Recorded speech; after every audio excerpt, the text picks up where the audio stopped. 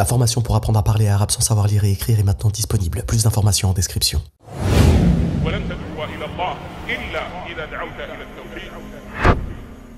S'il t'arrive de lire régulièrement la sourate Al-Kahf, le vendredi ou à d'autres occasions, tu as sans doute déjà lu l'histoire de Dhul Qarnayn. Il s'agit d'un sujet directement lié à la fin des temps, et si tu ne le sais pas, l'heure, le jour dernier ou le jour de la résurrection, est un sujet auquel il est obligatoire de croire pour tout musulman. Dans un hadith sublime, appelé hadith Jibril, du nom de l'ange Jibril alayhi salam, le prophète Mohammed sallallahu alayhi wa sallam nous informe justement au sujet des 6 piliers de la foi, dont la croyance en Allah, en ses anges, en ses livres, en ses prophètes, au jour dernier et au destin, qu'il soit bon ou mauvais. Et si Allah en a fait un pilier de la foi, c'est que ce sujet est fondamental, important et utile pour tout musulman. Important et utile car quiconque se souvient quotidiennement que ce jour dernier est vérité sera plus disposé à œuvrer de façon à préparer les comptes qu'il aura à rendre.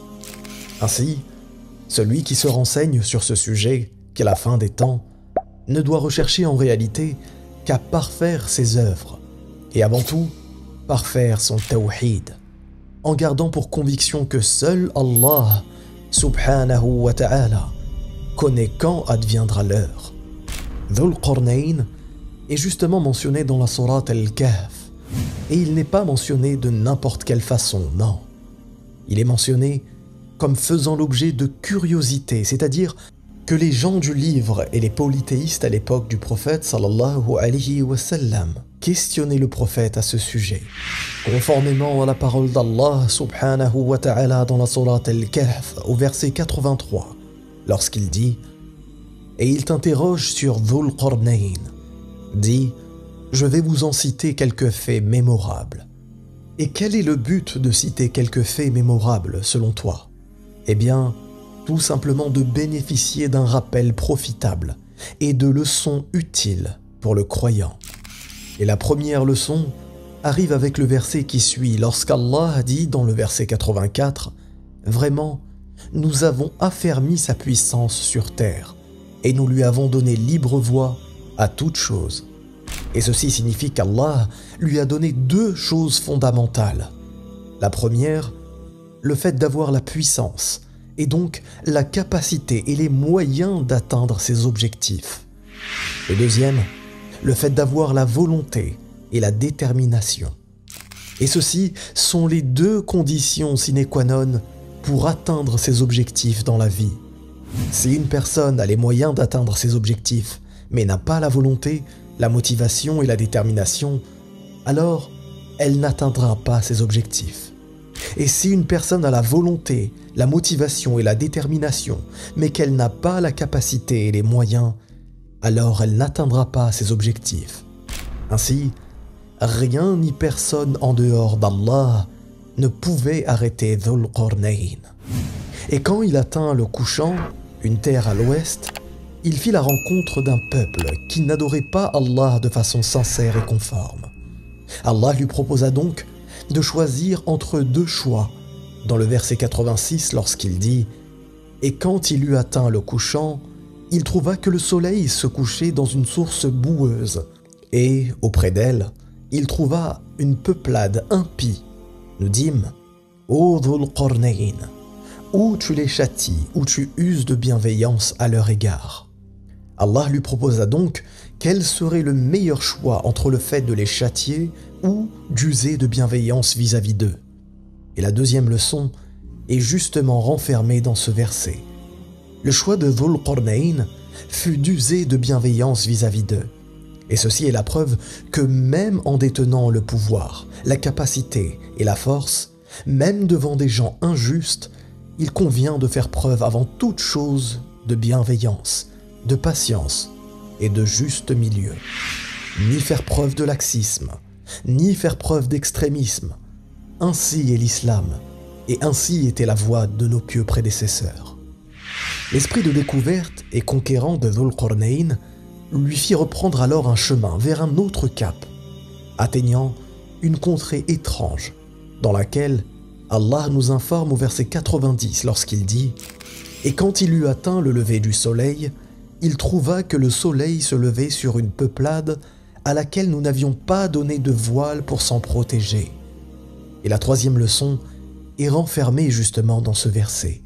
De nombreux détracteurs de l'islam utilisent un argument selon lequel ils doutent de l'existence d'un Dieu unique en raison du fait que toutes les populations à travers le monde ne sont pas au même niveau, ou que certaines de ces populations subissent des catastrophes et d'autres non.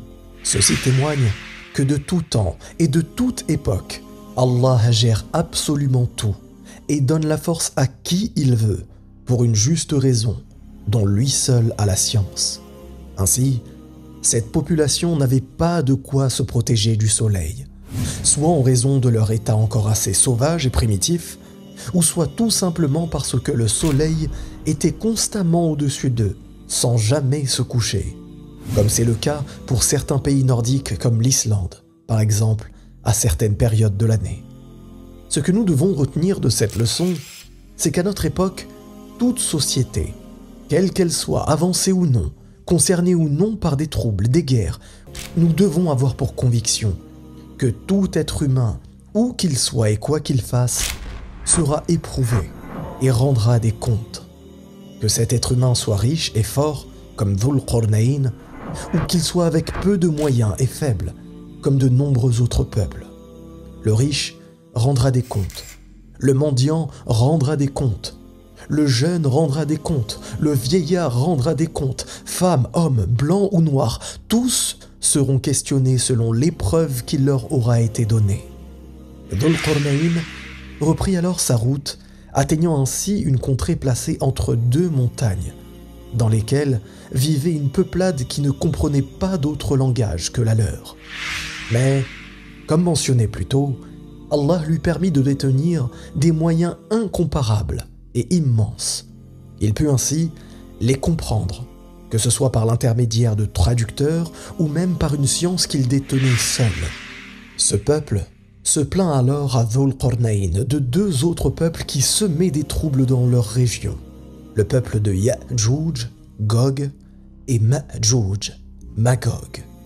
Le peuple demanda à Dhul Qarnayn de mettre à profit ses moyens militaires ou humains pour construire une barrière, les protégeant des Ya'juj ou Ma'juj, Gog et Magog.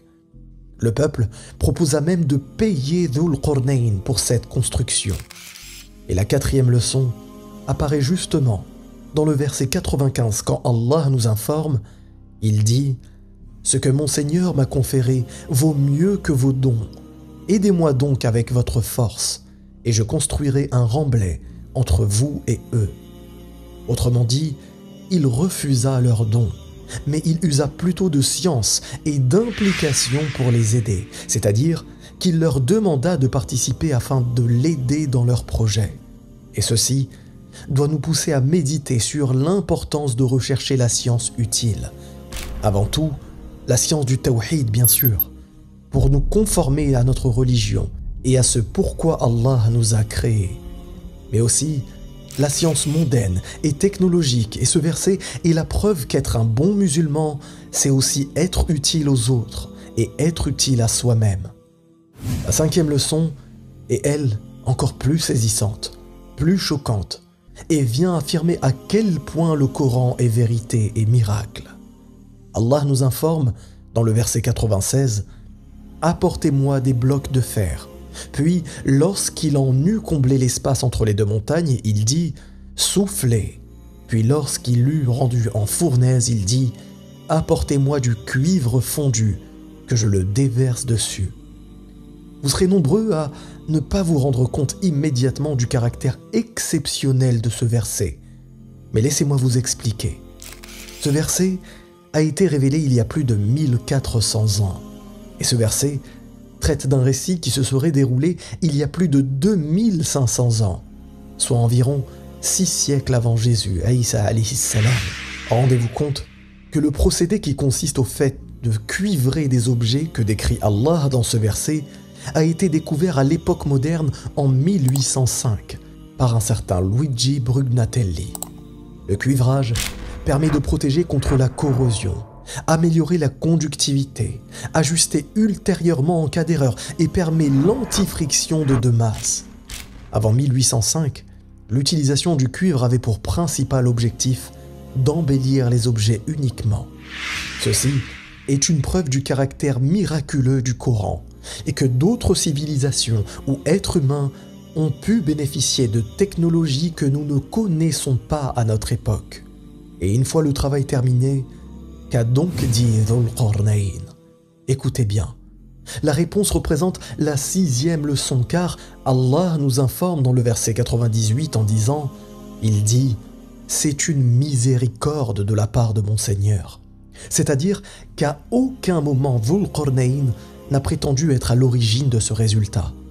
Il était pleinement conscient qu'il n'était qu'une cause et que l'aide véritable ne vient que d'Allah qui donne les moyens et la volonté de faire les choses.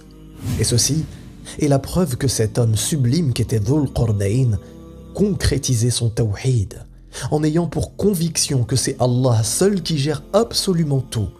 At-tawhid ar-rububiyyah.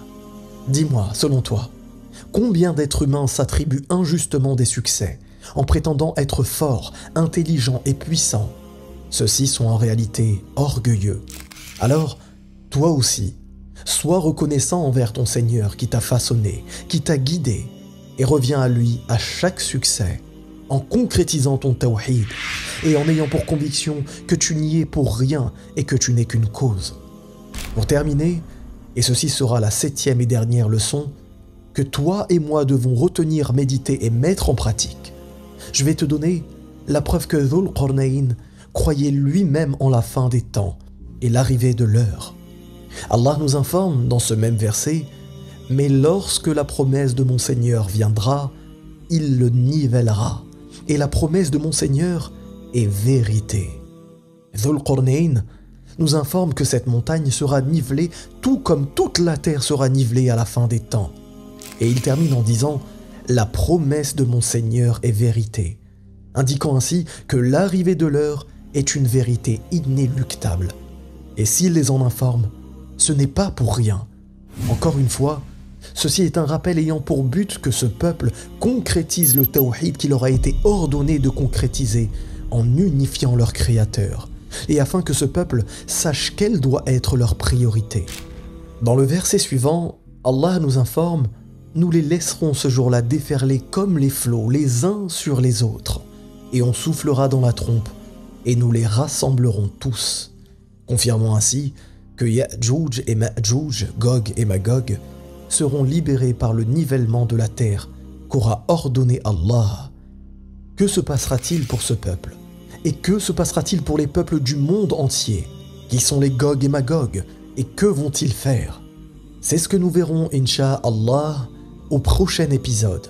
Abonne-toi pour ne rien manquer et dis-moi en commentaire si tu as appris des choses grâce aux leçons que nous venons d'aborder. Si toi aussi tu aimerais comprendre et parler arabe, je te laisse découvrir en description ma formation qui te permet d'atteindre tes objectifs en regardant une série. Et pour toute nouvelle souscription, je t'offre gratuitement jusqu'à fin décembre mes 2 autres formations supplémentaires pour apprendre à lire et pour apprendre les bases de la grammaire. Je te dis à très bientôt, Inch'Allah. Wallahu a'lam. Barakallahu fikum. Wassalamu alaykum wa rahmatullah. Si tu as aimé cette vidéo, tu aimeras très certainement celle-ci, qui traite des signes de la fin des temps.